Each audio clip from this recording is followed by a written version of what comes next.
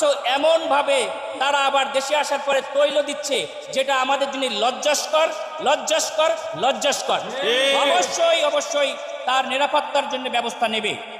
কোনো challenge feel করছি কিনা, আমি পার্সোনালি ডক্টর এস.এম. খালেদুজ্জামান, আমি এদেশের একজন নাগরিক, আমি এদেশের ট্যাক্স দিই।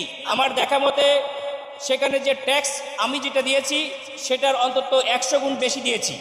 কিন্তু আনফর্চুনেটলি এদেশের সরকার এবং প্রশাসন আমরা খুব অবাক দৃষ্টিতে দেখছি যে একজন নাগরিকের জন্য কি করছেন।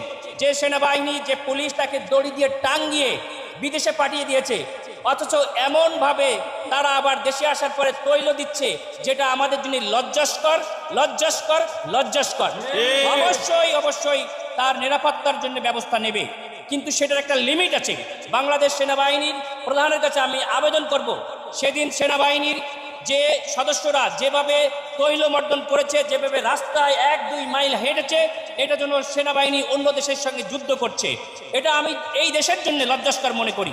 আমি আশা করি তখন তারা কোথায় ছিল, যখন এদেশের গণমানুষের নেতা, এদেশের জননেত্রী, সে অকুতোভয় নেত্রী, আপসীর নেত্রী বেগম খালেদা জিয়াকে তখন আপনাদের ক্যান্টনমেন্ট থেকে এক কাপড়ে বের করে দিয়েছিলেন।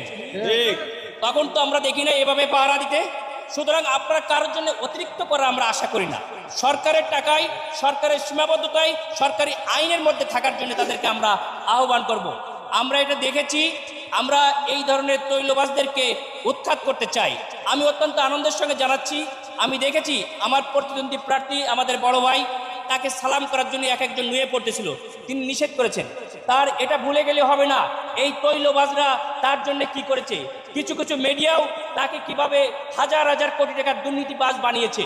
সুতরাং সেই মিডিয়া, সেই যে পুলিশ প্রশাসন, সেই সেনাবাহিনী অতিরিক্ত তৈলবাজ হয়ে যদি তাকে কাছে আসে, যেমন সালাম করতে যে মানুষকে সরিয়ে দিয়েছে, অন্য কেউ যেন সে এভাবে সরিয়ে দেয়, আমি তার প্রতি আহ্বান রাখবো।